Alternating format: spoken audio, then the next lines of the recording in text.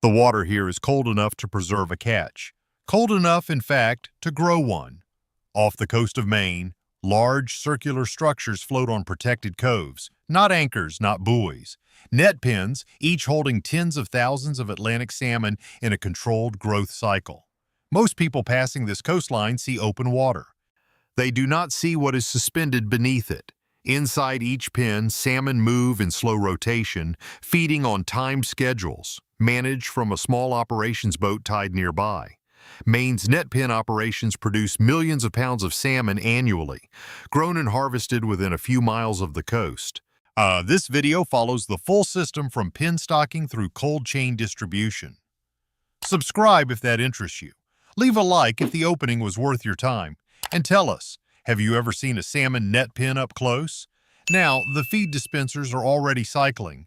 The first morning round has begun. Atlantic salmon are stocked as smolts, juvenile fish that have completed a biological transition to saltwater. They arrive by transport vessel from freshwater hatcheries, pumped into pens in measured batches. The transfer is carefully managed. Oxygen levels are monitored throughout the journey.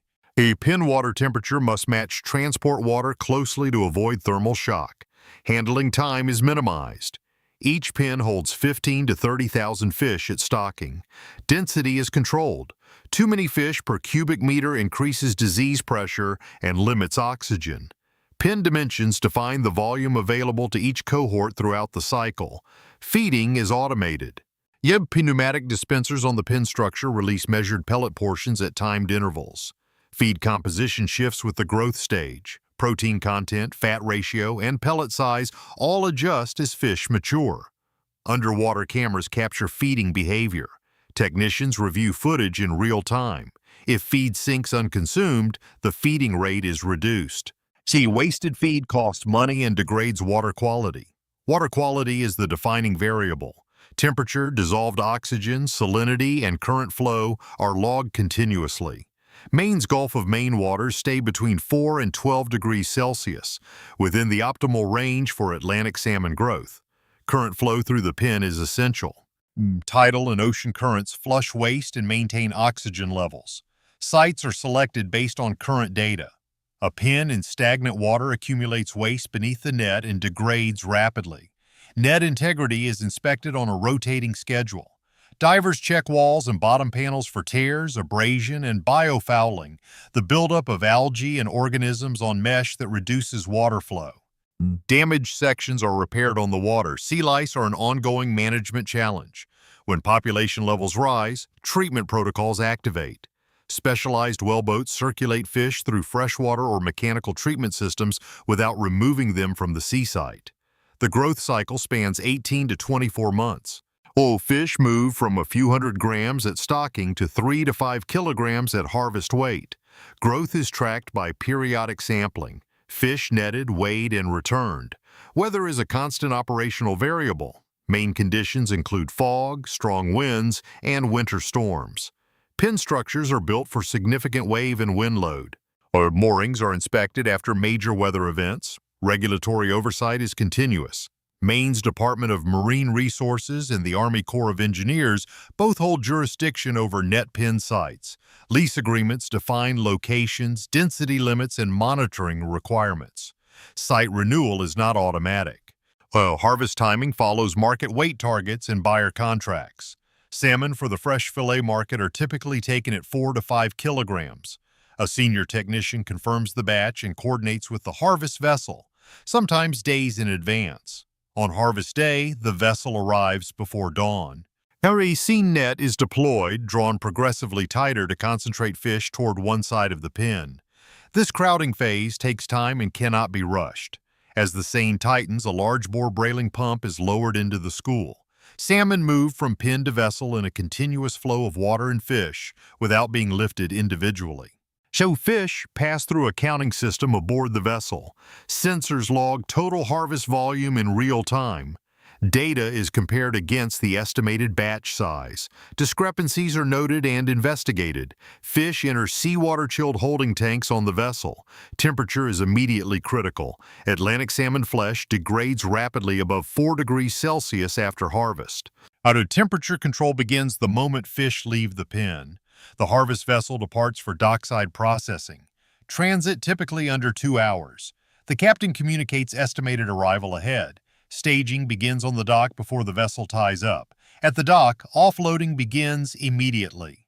Suction hoses transfer fish to refrigerated receiving troughs. Show inspection personnel. Check fish condition, record weight, and log batch data before processing begins. Processing facilities operate under USDA and FDA oversight. Hygiene protocols are strict. Fish outside acceptable condition are segregated. Receiving area temperature is logged continuously throughout unloading. Size grading begins in the receiving area. Salmon are sorted from 2 kilograms up to 7 and above. Automated weight graders direct each fish to a designated processing lane. Graded fish enter separate streams. Whole fish may be boxed directly on ice. Fish targeted for further processing move to the filleting line.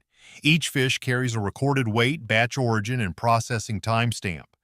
On the filleting line, machines or workers remove the head, split the fish along the dorsal spine, and separate the 2 flesh panels. Trim recovery is collected for secondary processing, portions, smoked product, or pet food. Pin bone removal follows. Workers run each fillet under their fingers to locate and extract intramuscular bones. And in high-volume operations, each fillet is cleared in under 2 minutes. Cleaned fillets move to the portion station.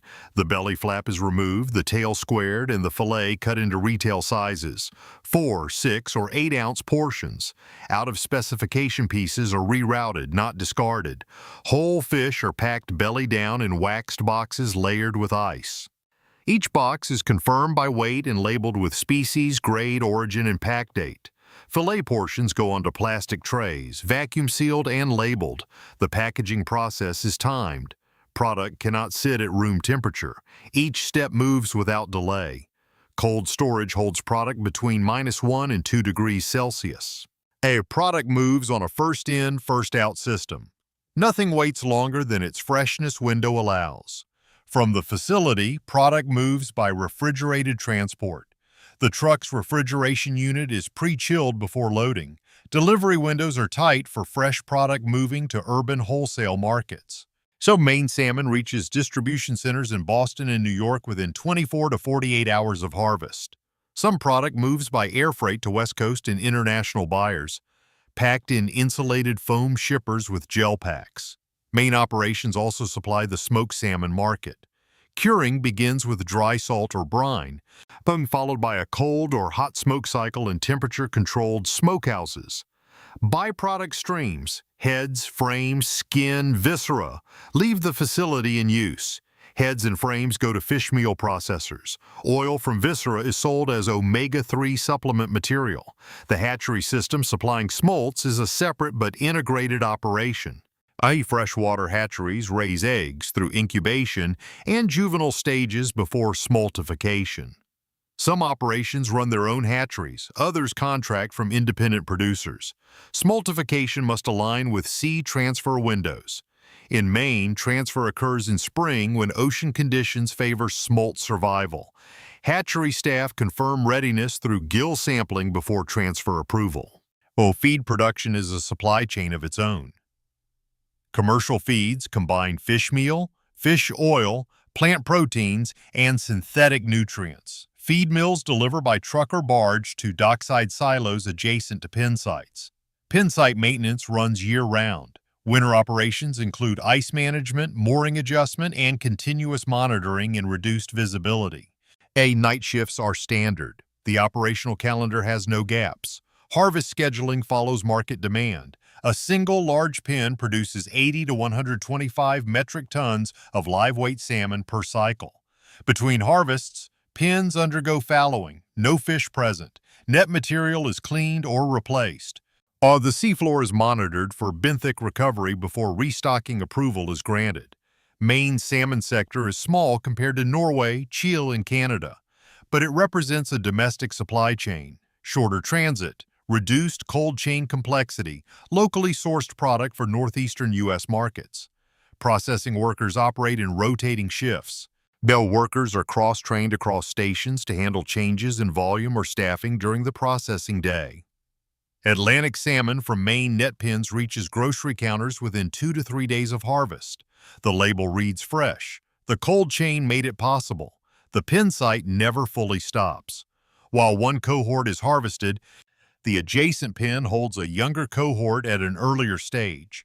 Operations are staggered across spring stocking and fall and winter harvest windows. The vessel crew, the water quality technician, the processing line worker, none of these roles are interchangeable.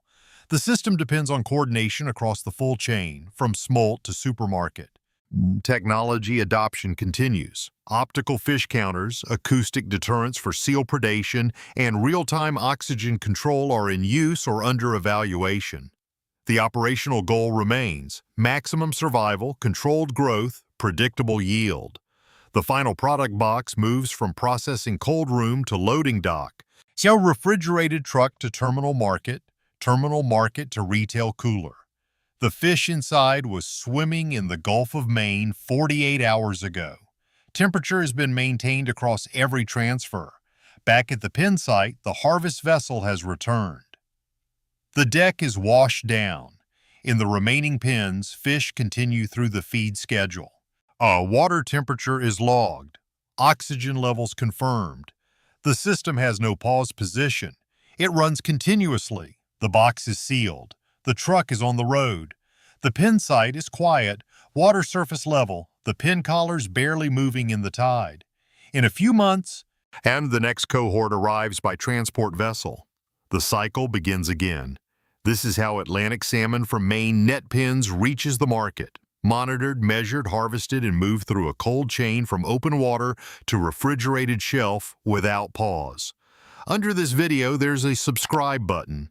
So it's a small action, but it helps document how water becomes food at scale. If you found this system worth following, leave a like and tell us, where are you watching from? Have you ever worked in aquaculture or seafood processing?